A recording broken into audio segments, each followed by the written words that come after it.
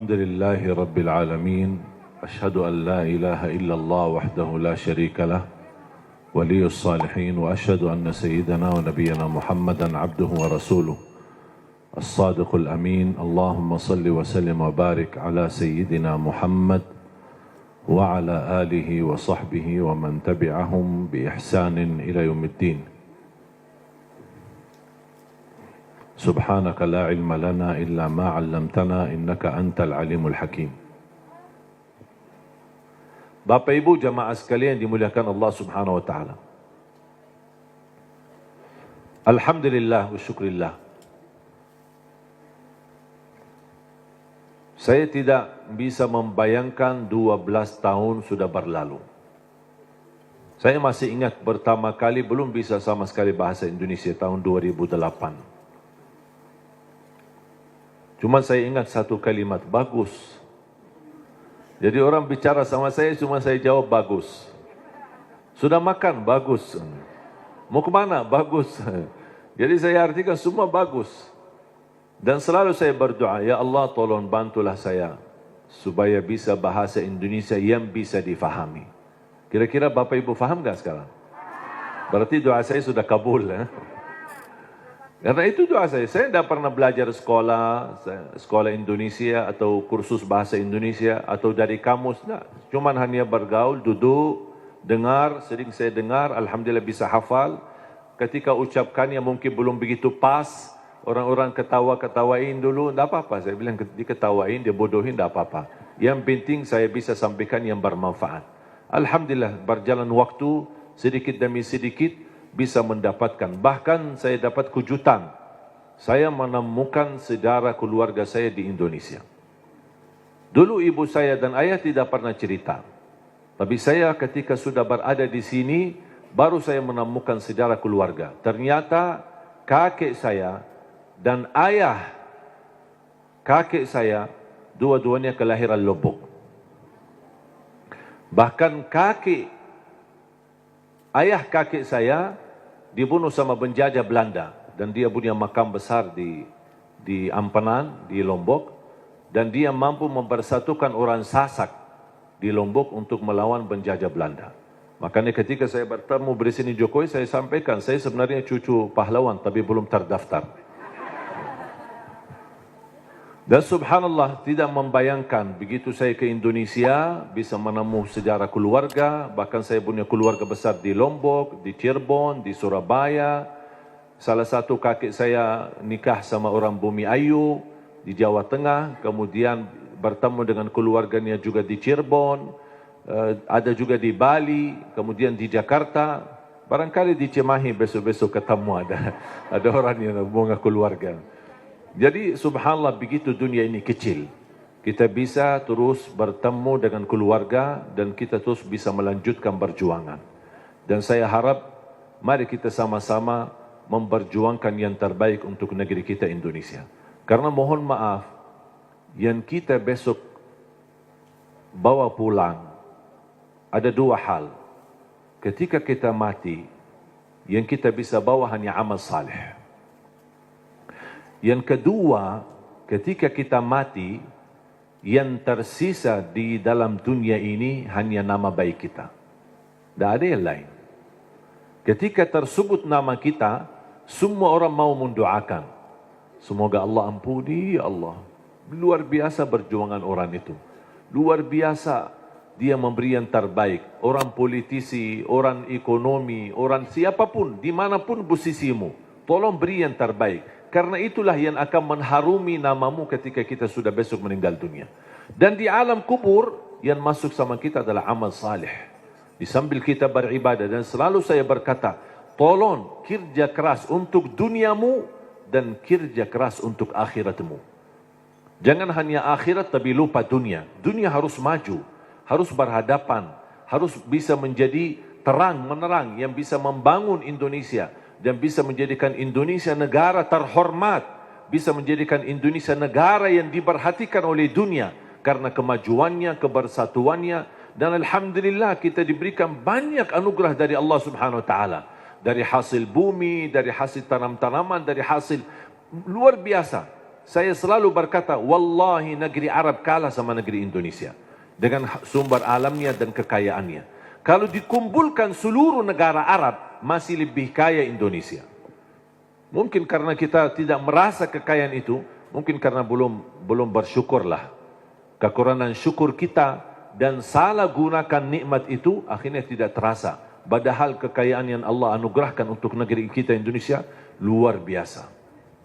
Dan mudah-mudahan kita bisa dan mampu Allah hantarkan kepada kita, insya Allah, seorang orang wakil rakyat di Dewan Pemerintahan, di Dewan DPR, MPR dan juga di DPRD. Mudah-mudahan semua orang-orang yang diberikan oleh Allah SWT kemudahan dan kemuliaan yang mereka mampu menjalani tugasnya dan memberi yang terbaik, yang insya Allah balasannya terharum nama baik mereka dan nama keluarga mereka, dan mendapatkan balasannya di hari kiamat di hadapan Allah Subhanahu wa taala. 3 poin yang saya ingin sampaikan. Yang pertama, tolong jangan lewat 1 hari tidak membaca Al-Quran. Belum bisa baca, simak, dengar. Masih merasa bacanya belum begitu lancar, tidak apa-apa, dengar. Karena pahalanya sama. Yang membaca maupun yang simak, pahalanya sama. Setiap 1 huruf dapat 10 kebaikan. Ini bukan kata saya, tapi kata Rasulullah sallallahu alaihi wasallam. Man qara harfan min kitabillah falahu hasanah wal hasanatu bi 10 amthaliha. Barang siapa yang membaca kitabullah 1 huruf saja dapat 1 kebaikan, dan 1 kebaikan pula dilipat oleh Allah menjadi 10 kebaikan. Alif lam mim bukan 1 huruf, tapi alif 1 huruf, lam 1 huruf, mim 1 huruf. Bayangkan jemaah, bismillahirrahmanirrahim 19 huruf dikali 10, 190. Dari segi baca 19, tapi tulisan pahala 190. Dan setahu saya tidak ada amalan yang bisa memberikan pahala berhuruf hanya Al-Quran. Injil, Taurat, Zabur, Suhuf Ibrahim wa Musa, hadis Qudsi, hadis Nabawi, tidak ada. Salat 10 kali lipat, tapi dari total salat. Tidak dihitung setiap rukuk, sujud, bacaan dalam salat, tidak. Dihitung total salat. 5 waktu dapat 50. Sebagaimana diperintahkan di awal 50 kali salat. Tapi Al-Quran satu-satunya ibadah yang nilai pahalanya berhuruf, bersatu huruf. Dan menurut saya ini promo yang paling istimewa dari Allah. Paham bu promo? Biasanya ibu-ibu yang tahu promo. Ada enggak di pasar promo? Kalau kita misal mau belanja, ditawarkan, ini beli misal gelas 1, dapat gratis 1. Beli 2 botol minyak goreng, dapat gratis 1. Ada kan? Atau beli misal 2 botol mie goreng, minyak goreng, dapat 1 dus, mie goreng lah misalnya. Ada kan? Itu kan namanya promo. Pernah enggak Bapak Ibu bertemu dengan promo, beli 1 botol minyak goreng, dapat 10 gratis. Ada enggak promo begitu? Pasti merugi kan? Allah Subhanahu wa taala tahu manusia suka promo, makanya Allah tawarkan promonya. 1 huruf dapat 10 kebaikan. Tapi sayang sekali yang berlaku promo manusia, tapi promo Allah belum laku. Karena banyak kita manfaatkan promo manusia, tapi tidak memanfaatkan promo dari Allah Subhanahu wa taala. Bahkan berita gembira, ada orang berkata, saya sebenarnya ingin baca, tapi bata-bata bacaan saya. Saya takut salah, nanti malah dosa. Mendingan tidak usah baca. Itu alasannya karena berbata-bata. Ada berita gembira dari Rasulullah SAW. Rasulullah bersabda, "Walladhi yaqra'ul Qur'ana wa yatata'ta'u fihi wa huwa 'alaihi syaq lahu ajran." Barang siapa yang membaca Al-Quran, kemudian dia berbata-bata. Terima kasih ya Rasulullah. 1400 tahun yang lalu, nampaknya Rasulullah umatnya bakal banyak berbata-bata. Makanya sudah diberi solusi dari kemarin. 1400 tahun yang lalu.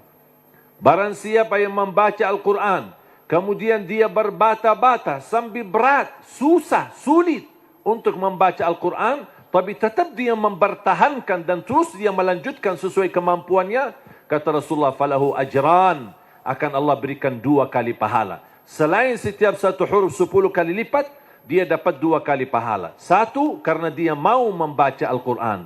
Yang kedua, kesulitan yang dia hadapi, berbata-bata sampai berat, Allah hargai perjuangan itu, Allah berikan pahala. Berarti Bapak Ibu yang bersama Al-Quran, tidak ada yang merugi. Bahkan ada yang bertanya, boleh enggak saya baca Al-Quran, tapi saya tidak baca terjemahannya? Saya jawab, boleh.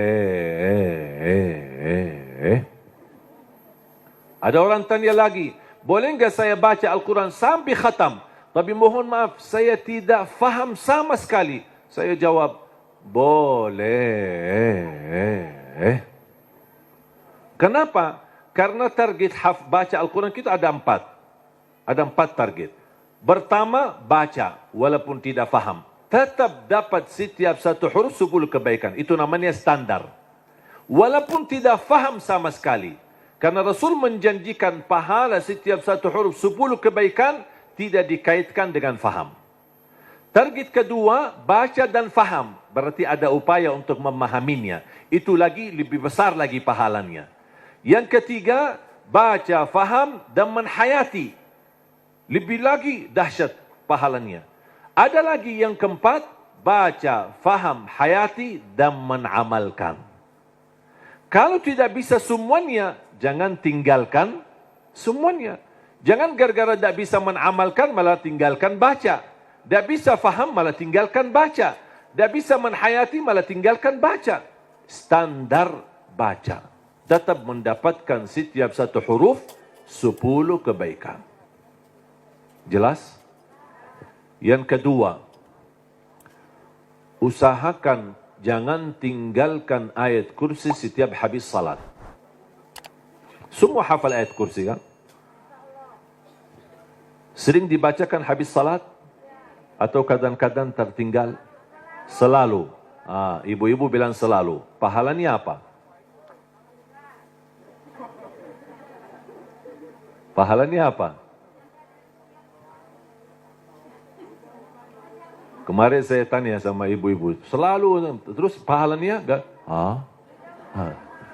Dia tahu amalannya tapi belum tahu pahalanya. Saya kasih tahu pahalanya.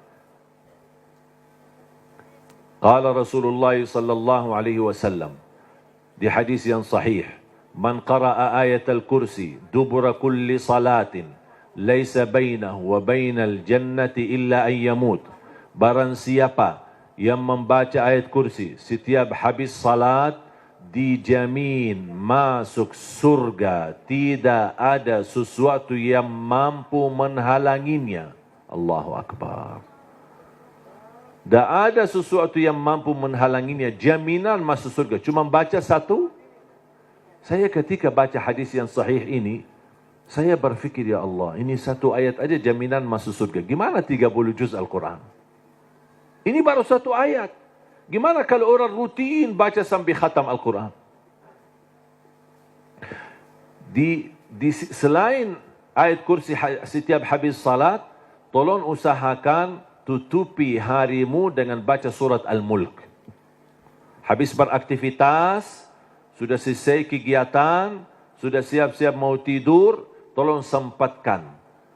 Suratul Mulk, kalau bisa sebelumnya boleh witir. Ada orang tanya, boleh enggak saya salat malam sebelum tidur? Saya jawab, boleh. Karena salat malam tidak harus tidur dulu. Banyak orang yang salah faham masalah itu. Ini kembali kemampuan. Coba kalau kita memaksakan setiap orang mau tahajud atau mau salat malam harus tidur dulu. Ada orang mungkin misal contoh, ketua Dewan. Aktivitas, rapat, meeting, pulang sudah malam. Kalau dia tidur malam mungkin bisa jam 12, mungkin bisa jam 1. Belum tentu bisa tahajud.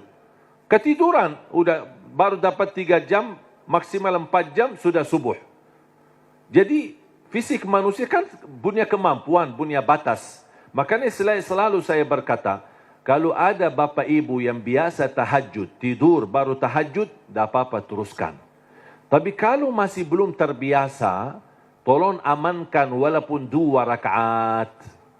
Amankan walaupun 2 rakaat. Niat salat malam, niat salat hajat, lihat sunnah taubat. Silahkan, apapun niatnya boleh. Habis salat 2 rakaat, tambah 1 rakaat witir boleh, atau 3 rakaat. Sekali salam witir, atau bisa 2 rakaat salam baru 1 rakaat. Terserah, mau 3 sekaligus, 1 kali tahiyat, atau bisa dipisahkan 2 baru 1. Baru habis itu tidur. Kenapa? Seandainya belum sempat bangun dan ketiduran sampai subuh, sudah tertulis namamu ahli tahajud. Sudah tunaikan salat, apalagi witir.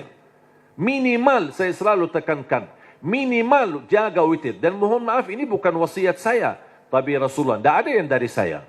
Dari saku saya tidak ada. Semua dari Rasulullah SAW.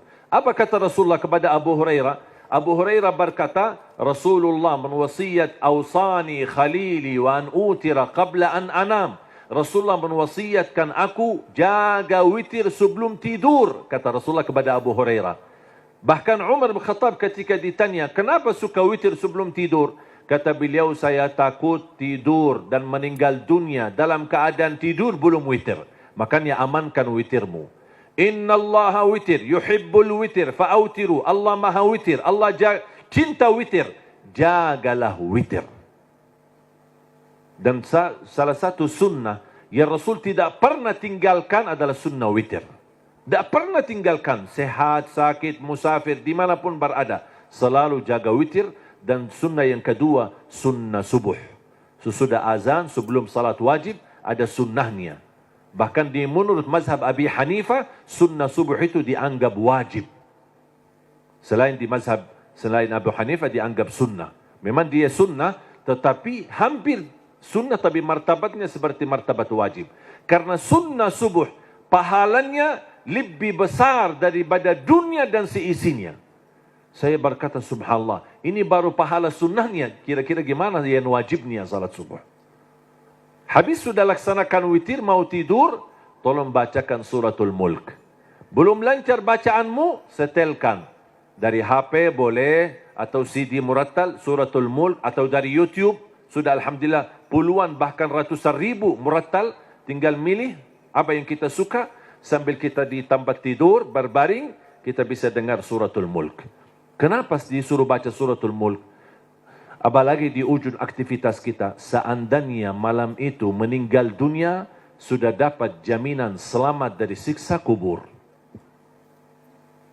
Suratul mulk, jaminan selamat dari siksa kubur. Yang terakhir, sedekah.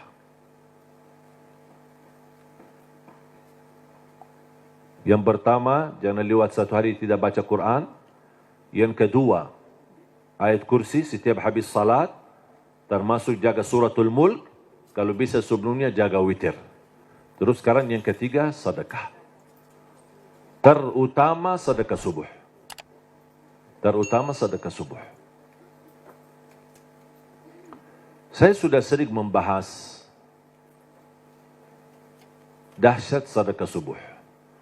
Saya yakin Bapak Ibu, semua para hadirin, saya yakin orang yang suka bersedekah. Tapi ada yang satu sering tertinggal. Doa habis sedekah. Atau doa di saat sedekah. Tahu enggak Bapak Ibu, doa di saat sedekah termasuk doa makbul? Tapi kadang-kadang kota amal lewat, kita isi tapi tidak doa. Sering kita lupa doa itu. Padahal bisa, ya Allah aku mohon dengan berkat sedekah ini, titipkan pahala sedekah ini untuk kedua orang tuaku. Ya Allah, aku mohon dengan berkat sedekah ini, sembuhkan penyakitku kalau lagi sakit. Ya Allah, dengan berkat sedekah ini, mudahkan urusanku. Apapun hajat kita, luar biasa dahsyat sedekah.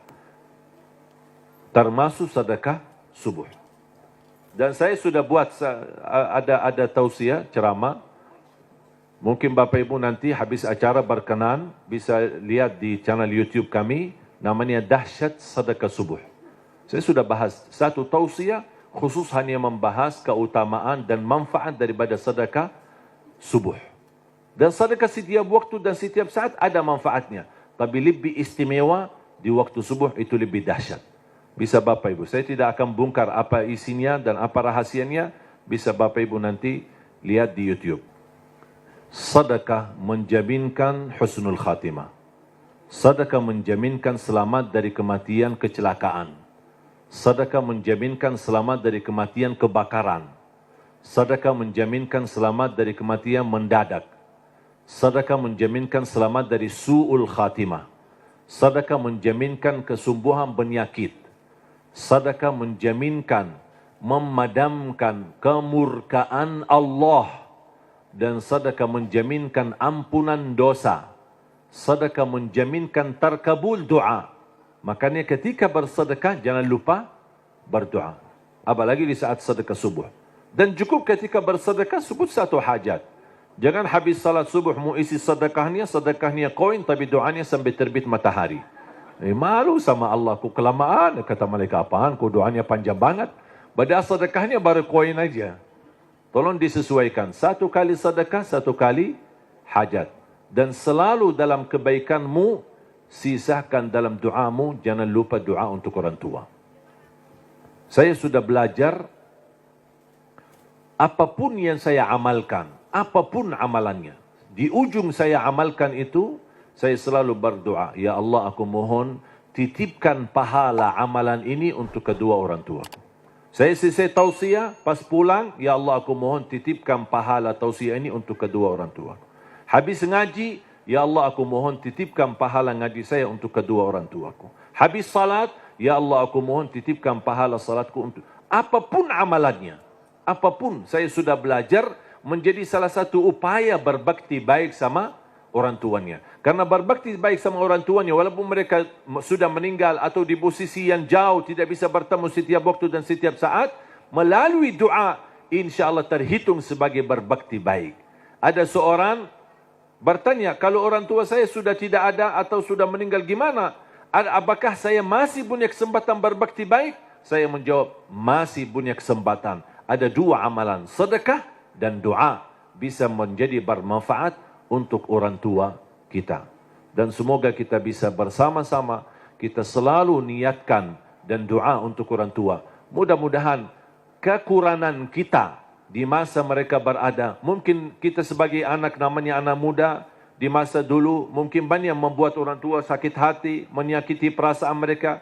Namanya anak-anak, tidak merasa dan tidak menyadari. Makanya ayo mari kita sama-sama memperbaiki. Semoga semua dosa-dosa kita di hadapan orang tua dan terhadap orang tua mudah-mudahan diampuni oleh Allah Subhanahu wa taala dan dijadikan kita orang yang berbakti yang mendapatkan pahalanya di sisi Allah Subhanahu wa taala. Amin ya rabbal alamin. Mudah-mudahan insyaallah menjadi saksi bagi kita semua dan mudah-mudahan menjadi amal salih yang bisa menyalurkan pahala yang tidak terputus sampai hari kiamat. Amin ya rabbal alamin. Mari kita sama-sama berdoa. Bismillahirrahmanirrahim. Alhamdulillahi rabbil alamin. Allahumma salli ala sayyidina Muhammad wa ala ali sayyidina Muhammad. Allahumma ya Allah ya dzal jalal wal ikram. Berilah kepada kami petunjuk pada jalan yang lurus. Hidupkanlah kami dalam keadaan iman, wafatkanlah kami dalam keadaan Islam. Akhiri hayat kami dengan husnul khatimah. Jadikan kami semua serta keluarga kami ahlul Quran, pencinta Al-Quran, penghafal Al-Quran, yang mendapatkan syafaatnya Al-Quran. Ya Allah, lancarkan upaya dan ikhtiar Majlis Nurun Nisa ini bersama Yayasan Budi Luhur. Ya Allah, jadikan perjuangan mereka menjadi amal salih yang diterima di sisimu. Dan jadikan tempat ini menjadi tempat pusatnya cahaya yang menebarkan rahmat lil alamin, yang membawa keberkahan, yang menjadi pusat pendidikan agama, yang bisa memfasilitasi akhlak yang mulia ya rabbal alamin. Allahumma ighfir lana wa liwalidina wa li jami'il muslimina wal mu'minat al ahya'i minhum wal amwat. Allahumma ya Allah, atas izinmu kami bersama-sama bertemu di majlis ini, di dalam acara ini. Anugerahkan kepada kami kemuliaan, sama-sama bertemu kembali di dalam surgamu ya Allah bersama Nabi Muhammad sallallahu alaihi wasallam. Rabbana taqabbal minna innaka antas samiul alim wa tub alaina innaka antat tawwabur rahim. Rabbana atina fid dunya hasanah وفي الآخرة حسنة وقنا عذاب النار وصلى الله على سيدنا ونبينا محمد وعلى آله وصحبه وبارك وسلم والحمد لله